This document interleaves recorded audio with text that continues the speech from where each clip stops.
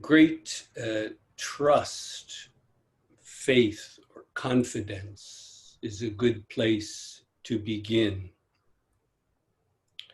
When I say trust, faith, or even confidence, I don't mean blind belief.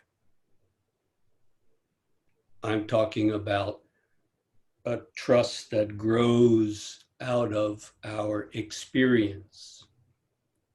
It may be limited, it may not be complete or perfect, that's fine.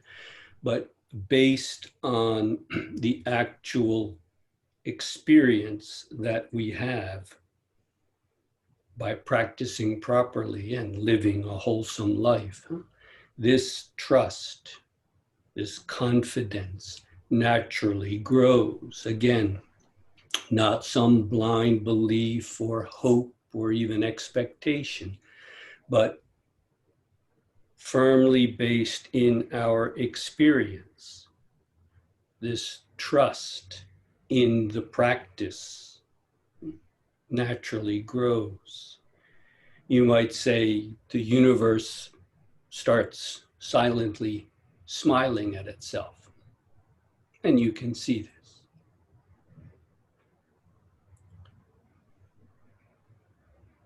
As human beings, the other side of that is naturally a kind of a doubt, what is called actually a great doubt that remains. You might say, yes, our trust, our confidence grows. Hindrances are dissolving. The way is becoming clear. And yet we don't blindly follow or close off ourselves to remaining doubt.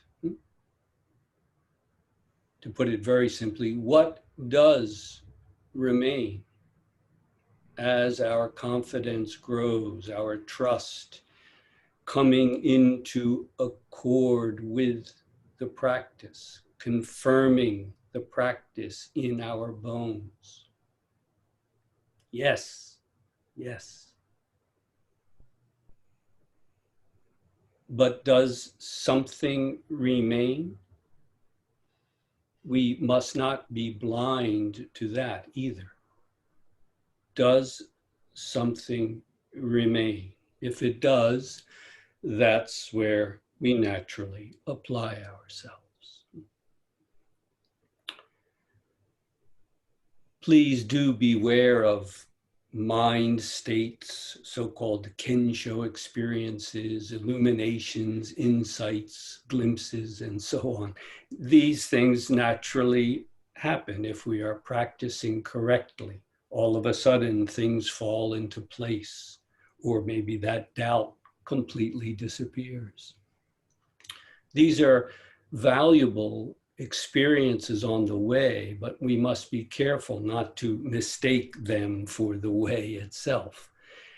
If you have an experience like that, just as when you have an experience of intense pain, acknowledge it, savor it, take it in. What is it?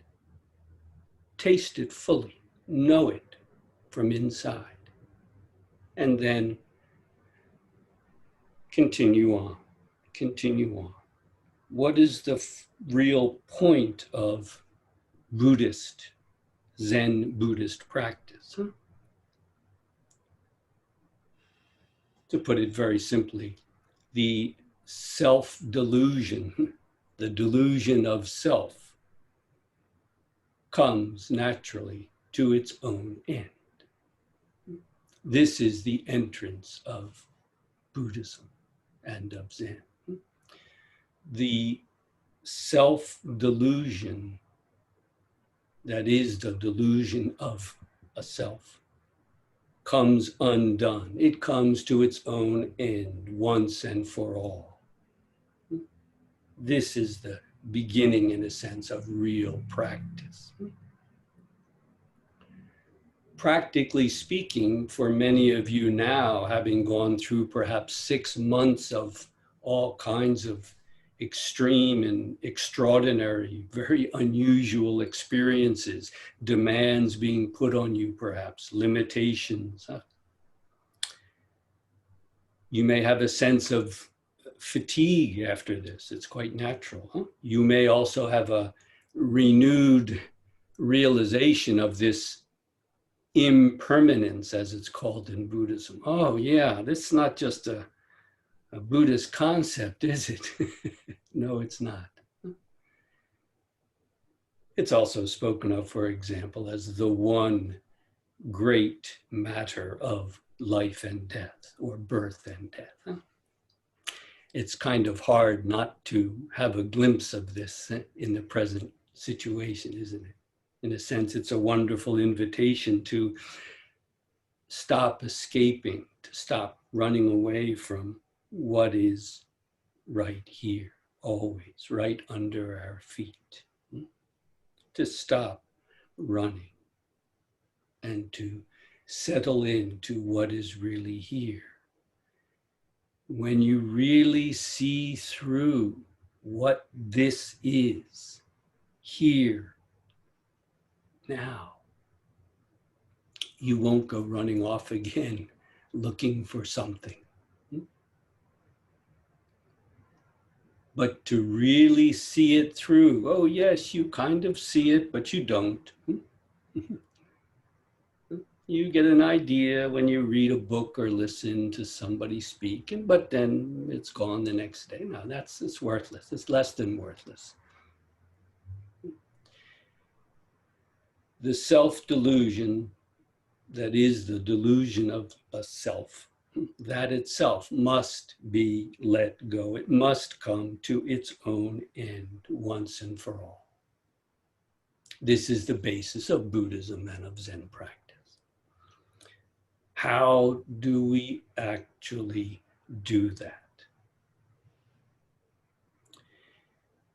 I have gone through in some detail the posture, the physical posture, the breathing, the mental attitude that is needed to enter samadhi, or concentrated oneness, and to sustain that through the day, through the night. To, in a sense, nourish this great trust and this great doubt until they become inseparable.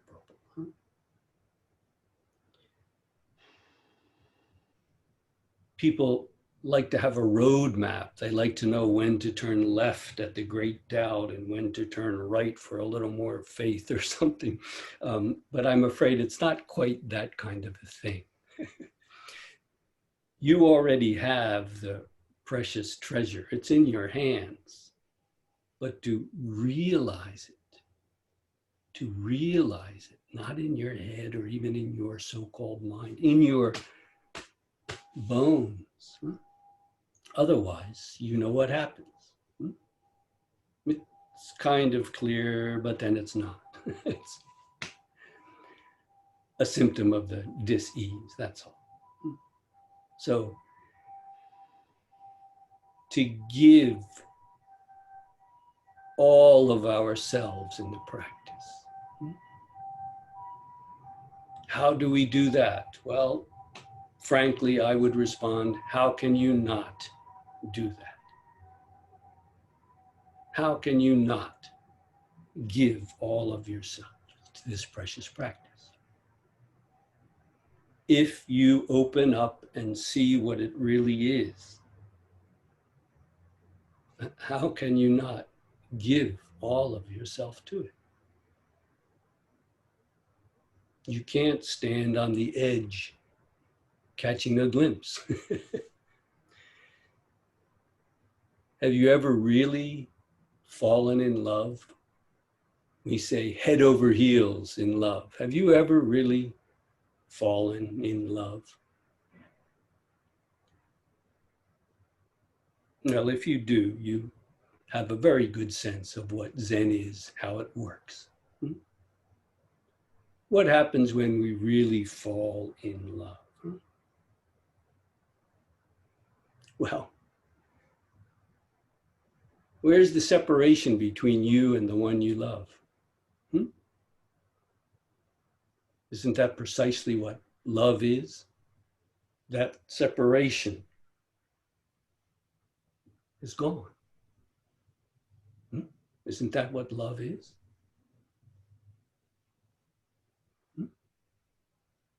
You don't stand on the edge when you're really in love. You dive in, don't you? Does fear hold you back when you're really in love? I don't think so.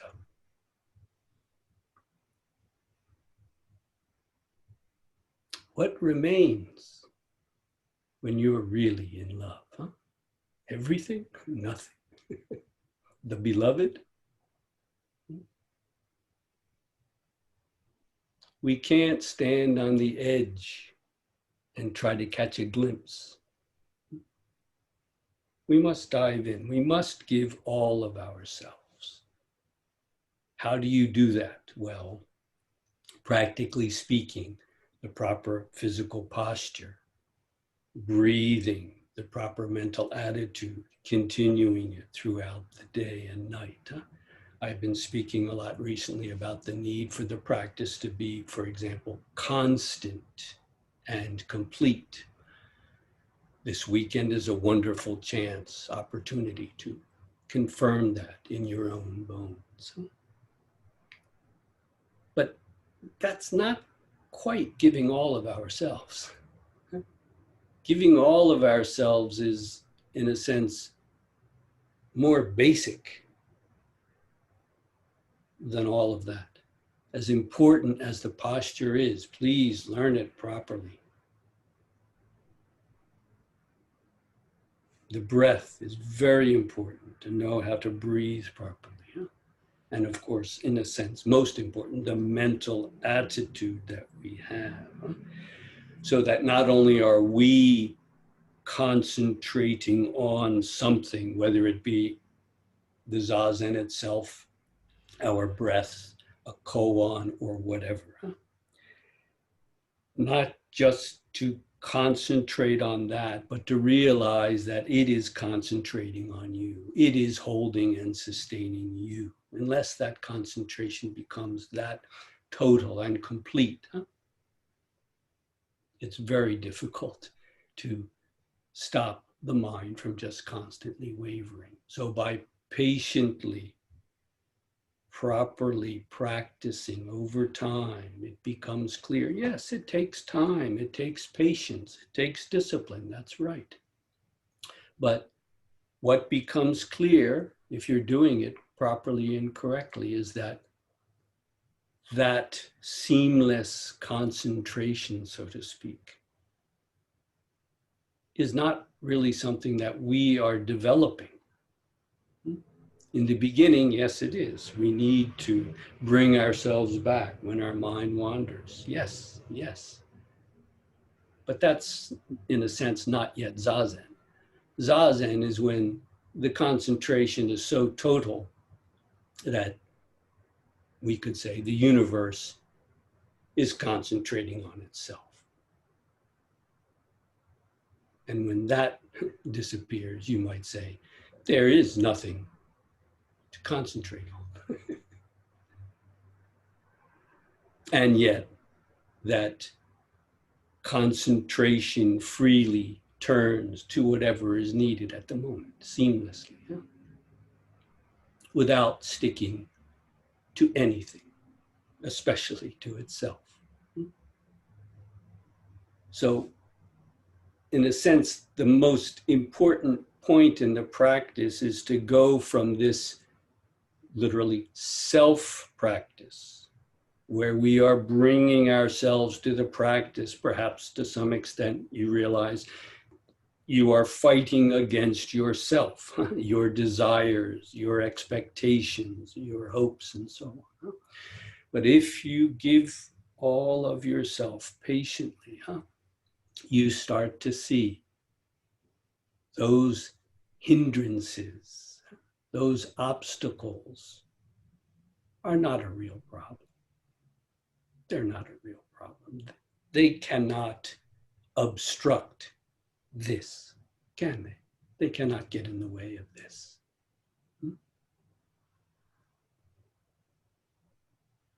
pain in the leg can be a very big problem. I'm familiar with the territory, but that's not the real problem. The real problem is what the mind does with it. Huh?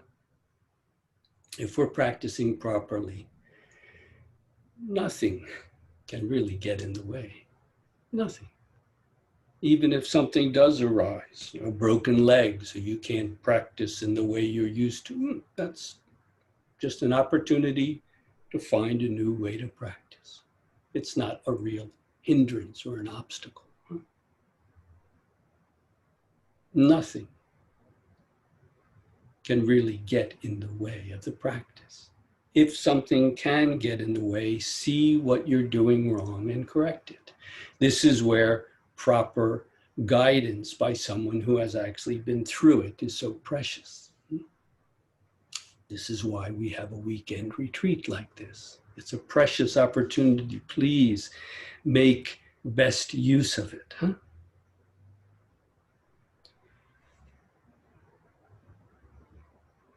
You must get to the point where you are practicing from here.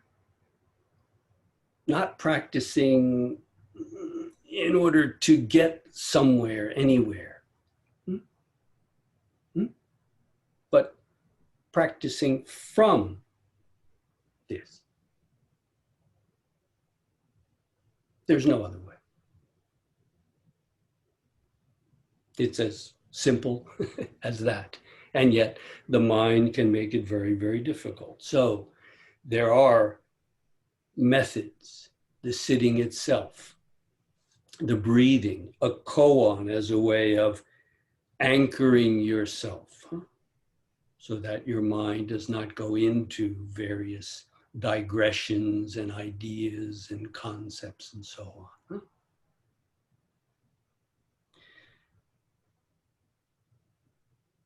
The self, which is a self-delusion, is split. I trust you have seen this from your own practice. It becomes unmistakably clear. What we call the self is actually not a self at all. It's split. It is and it isn't. It's satisfied, but it's not. It's living, but it's going to die. It wants to do good, but sometimes it does bad. It seeks pleasure, but it can't avoid pain. Please don't delude yourself. The self, by its very nature, is split. Until you see that, you will just be like a cat chasing its tail. The self, by its very nature, is split. And neither Humpty Dumpty nor anyone else can put those pieces back together again. That very effort is split. Zen practice is, in a word, splitting from that split. That's the way we used to talk when I was young. Man, let's split from this place. This is boring, man. Let's split. Meaning let's just immediately leave without a thought. Let's split. Well, Zen practice is splitting from that split, finding, realizing that it is null and void. The separation between you right now and me. Well, there's a screen. It's a clear separation. You're in Japan, in Kyoto. And yet, we're not separate by one hair's breadth, as we say. How else could we be communicating like this? Huh? There is no separation. Thousands of miles distance, and yet there's not any separation.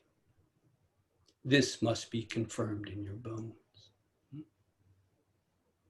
Who makes the separation between self and other, self and world? Who makes that separation? Is it real? Oh, for sure. When I leave the Zendo, I put on my shoes and not yours. I go home to my home and not yours. Yes, but do we need a self-identity? to do that? Obviously not. No self puts its own shoes on. But do you see what the self-delusion does? Huh? Insecurity or ignorance or whatever. Huh? It wants to have a shell to hide behind, to protect itself. And yet, of course, it's not really hiding. It's in full view. It's not really protect. What is it protecting itself from? Have you really seen that? What is the self trying to protect itself? Not COVID. No. We don't need to close ourselves up in some self-identity.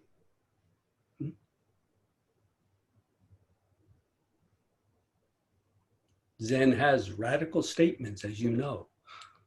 I am the world and the world is me. What? Yep. Yep.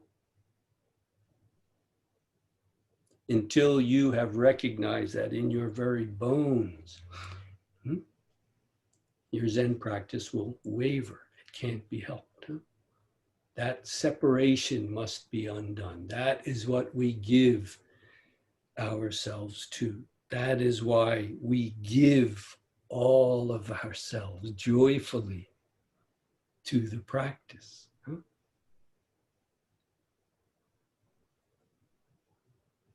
If you're afraid of losing yourself, face it.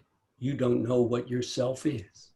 Take a good hard look. What you really should be afraid of is living the rest of your life deluded. That's hell.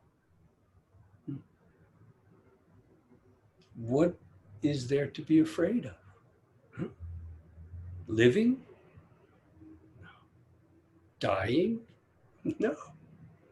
See it for what it is. Stop turning it into something to love or hate. Let it be what it is. Perhaps that's what true love really is. You have, I guess, about a day and a half left to really give yourself in this practice together with a group, very mature group from all over the world. It's amazing. It's really a shame that we can't be physically together, but at the same time, this hindrance, if you would like to call it, of not being able to be physically together actually allows us to more easily be together. People from Australia, from all over Europe, from Canada, USA, Mexico, Central, South America, I don't know where. And yet we can all come together like this. Let us make good use of this precious opportunity. When you are sitting in the depths of your zazen, see for yourself. Don't look for it, see it. What really hinders you? What can really hinder this?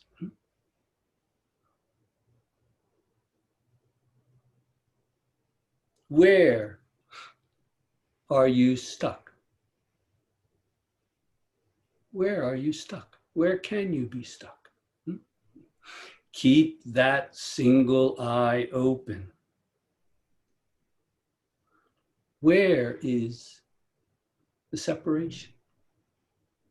What really remains in the depths of your zazen when there's no self-consciousness at all? What remains? And again, what is lacking right here and now with pain in your knee or whatever? What is lacking? These are all just different ways of inquiring into the source itself. Again, not going out into thoughts, ideas, concepts, Buddhist, Zenistic, or otherwise, but rather right into the source of this. What remains? What is lacking? Who is this? Who is behind it all? What is this? All just different ways of inquiring into the source itself.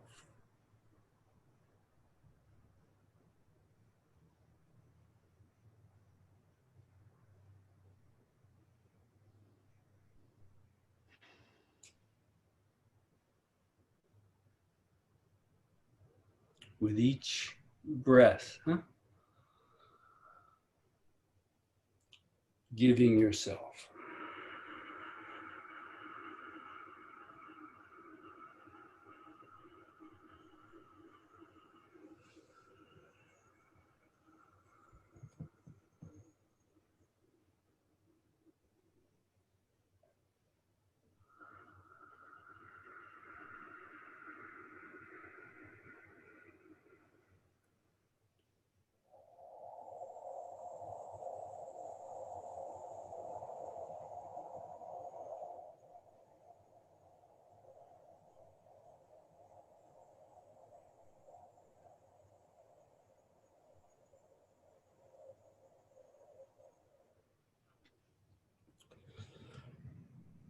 I'm exaggerating now to make the point of how to breathe. You don't have to try to force yourself to have some really extended breath. Over time, naturally, if you are giving yourself to the practice, you will see you are breathing not just from the chest, but from the belly, from the hara, from the tanden itself. And then the breath naturally, over time, becomes slower, deeper, and longer. If you try to force it, it will have the opposite effect. Just give yourself. Don't force it, but don't be lazy. Don't wander off into anything else. When you see yourself doing that, simply bring yourself back. The breath is always here.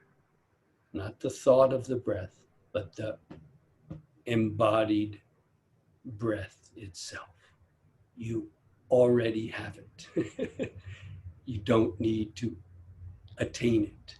Simply return to the breath itself.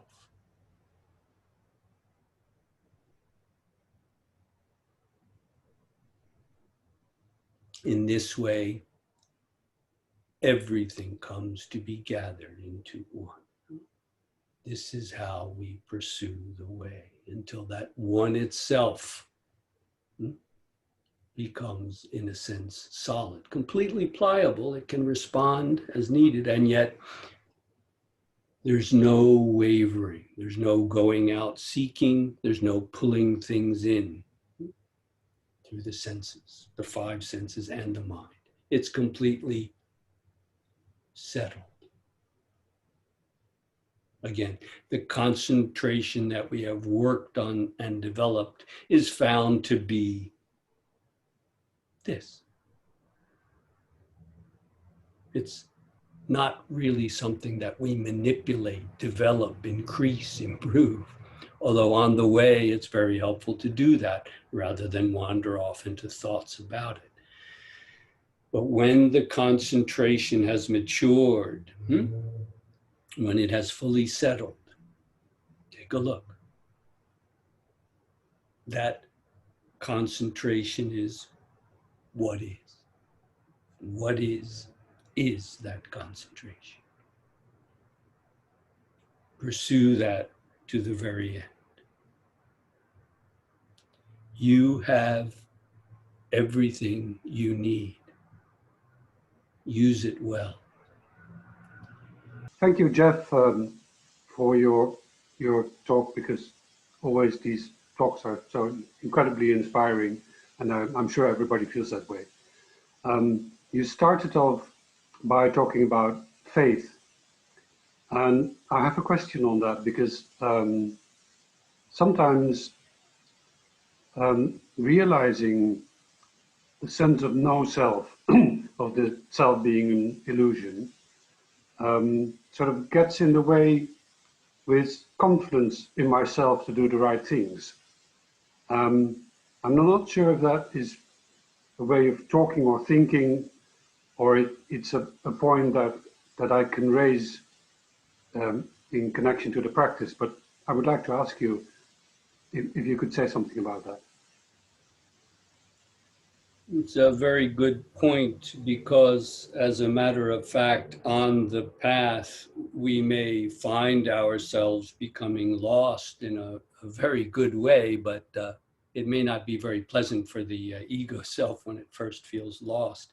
We are letting go of our delusions, the things that we think we know, or the way that we view the world, and so on. All of these, we might say, assumptions, in a sense, beliefs, we let them go, we drop them. And we don't pick up another set, right? We drop our Christian beliefs and now we're going to have Buddhist ones. No, rather, we drop all of it. We drop all of it. When you're ready, it must be done, but no one can force you to do that. You must see that it is what must be done. But it's true, the self conflicted, wrapped up in itself,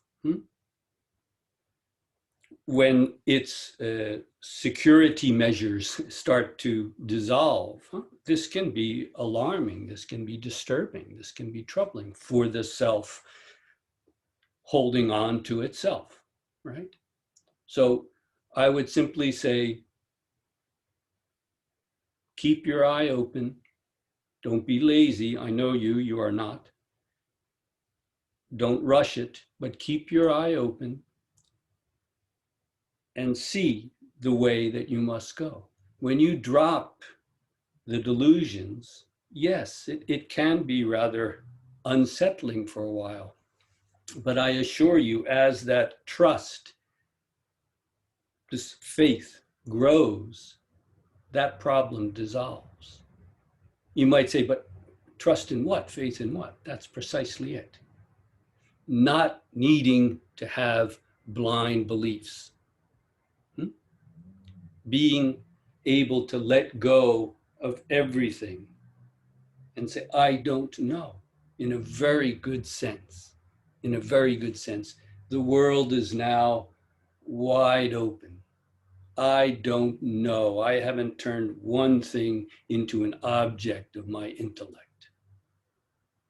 I don't know a thing. This is a wonderful, it's not the end, but it's a wonderful place to be. But it does require, yes, letting go of all the things that we are holding on to. When you are ready, when you see that that is what must be done to live truly, to live really, to live sincerely, to live with and for the others, it will be done. It will be done. Does that help, Edward? Do you want to say anything else? No, thank you very much, Jeff.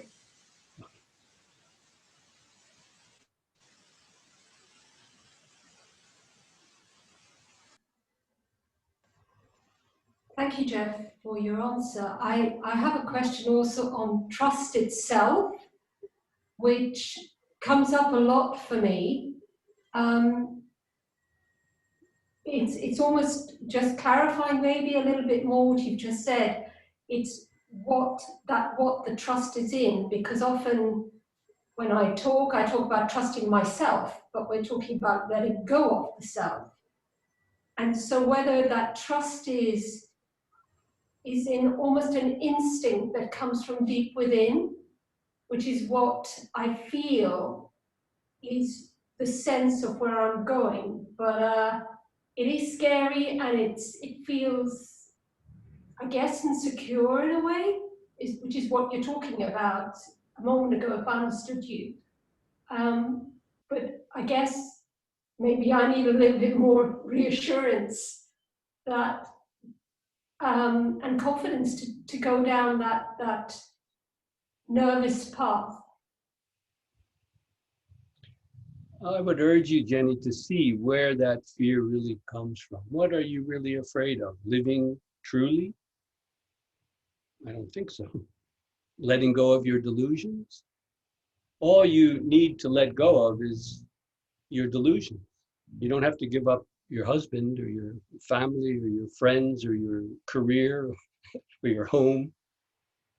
Huh? All you have to give up is your delusions. And I would suggest the sooner you do that, the better. But you have to, that's true. You have to see that for yourself. You have to see it for yourself. It's trusting, how to say it, trusting in the universe itself. The sun is not afraid to rise in the morning, is it, Jenny? There's a great trust, and you've touched it, I know. There's a great trust in the depths of our being. Huh? Life is not a problem. Death is not a problem. When you are really embraced in that great trust. And again, it's not blocking out doubt. It's so open that it welcomes any doubt. Until there can be no doubt.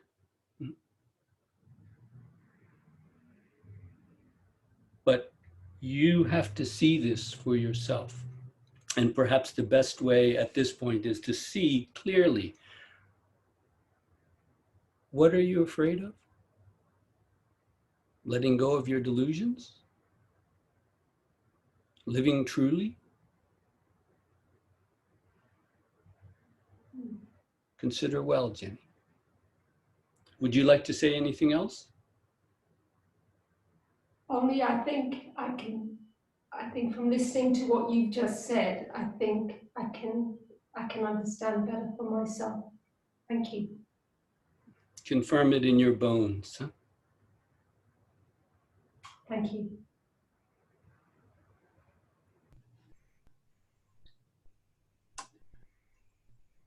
Along the lines of Edward's question,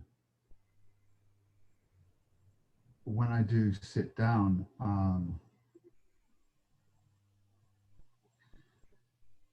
something more and more recognizes, as you say, that I do, or there is sufficiency. I have everything I need.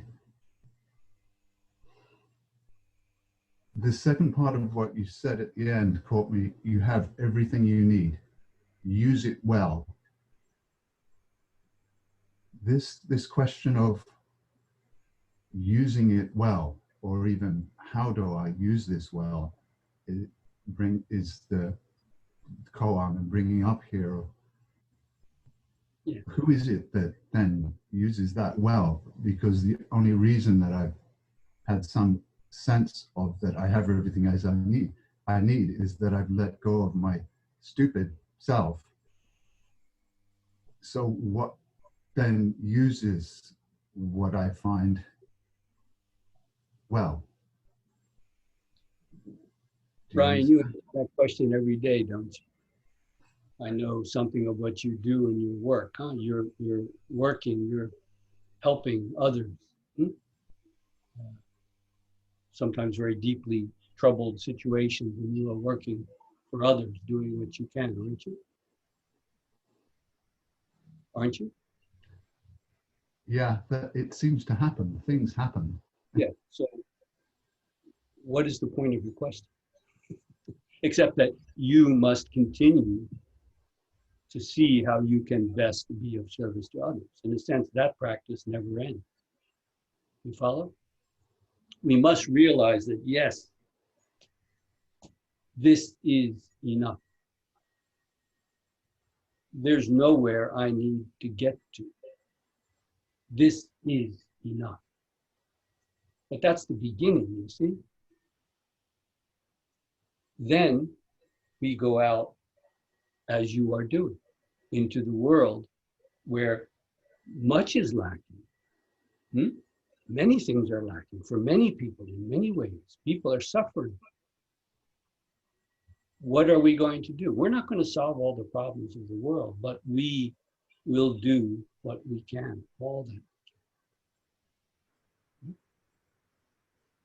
That's all that I mean, and I think you're a good example of what it is, don't you?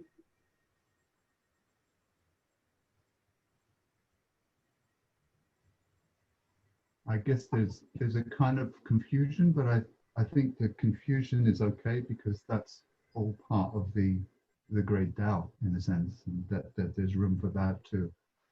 Is there some confusion in that term? Use it well. What I meant by that?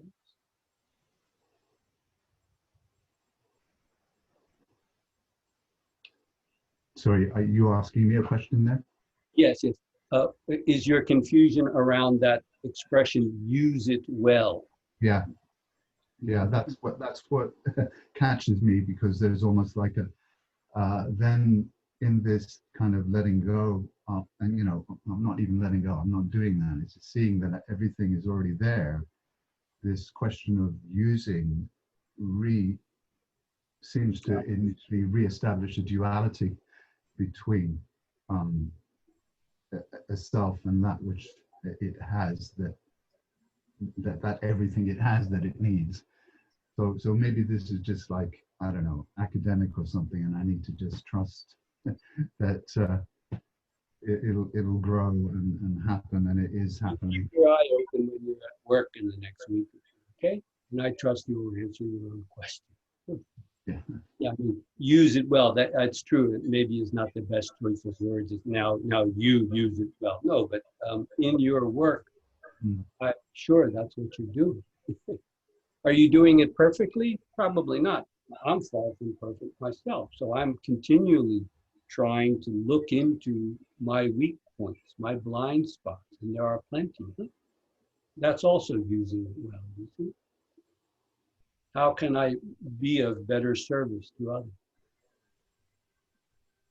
In a sense, that's what I mean. But you're right. Maybe it's not the best use of words. Use it well. Thank you for bringing that up. Maybe you can come up with a better way to phrase it. But again, I challenge you in your next week or two at work, see if you can answer your own question. Okay, Brian? Thank you.